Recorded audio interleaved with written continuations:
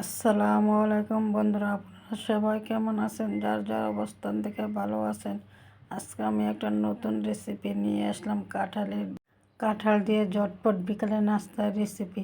আমি কাঁঠালের রোয়াগুলো বিছিয়ে ফেলে একটা ব্লেন্ডারে দিয়ে দেব। যে সকল বন্ধুরা আমার ভিডিওতে দেখেন, যারা চ্যানেলটি এখনও সাবস্ক্রাইব করেন না, চ্যানেলটি সাবস্ক্রাইব করে দেবেন। যারা অলরেডি চ্যানেলটা সাবস্ক্রাইব করে দিয়েছেন তাদেরকে জানাই অসংখ্য ধন্যবাদ। এবার একটা কাঁঠালের বিছিয়ে দিয়ে আমি একটু পানি দিয়ে ব্লেন্ড করে দেবো। এবার না একটা বাড়িতে নামিয়ে নেব।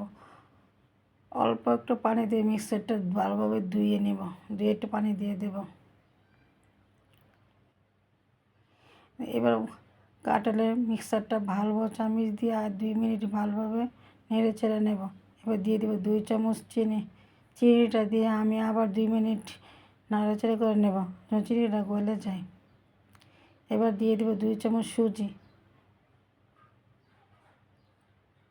সুজিটা দিয়ে আমি আবার 2 মিনিট ভালোভাবে নেড়ে চেড়ে দেব। এইভাবে একবার কাঁঠাল দিয়ে একটা পিঠার রেসিপি বানিয়ে দিয়ে দেখতে পারেন, ঝটপট বানিয়ে নিতে পারেন বিকালে কিছু খেতে মন চাইলে।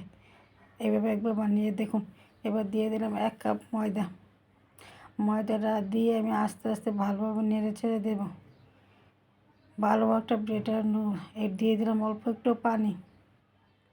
পানিটা দিয়ে আমি আর আস্তে আস্তে করে একটা ডোটা বানিয়ে নেওয়া, যখন লাঞ্চ না থাকে।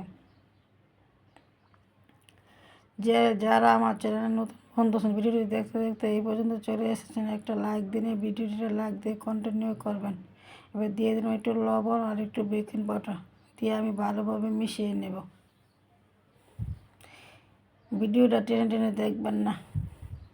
এবার আমি ঢাকনাতে ঢেকে দেবো 10 মিনিট। এই ঢাকনা খুলে আমি এবার আবার একটু নেড়ে চেড়ে দেবো। এবার চুলাতে পাইপিন বসিয়ে দিয়ে অল্প একটু তেল দিয়ে দিব, দিয়ে ব্রাশ করে নেব।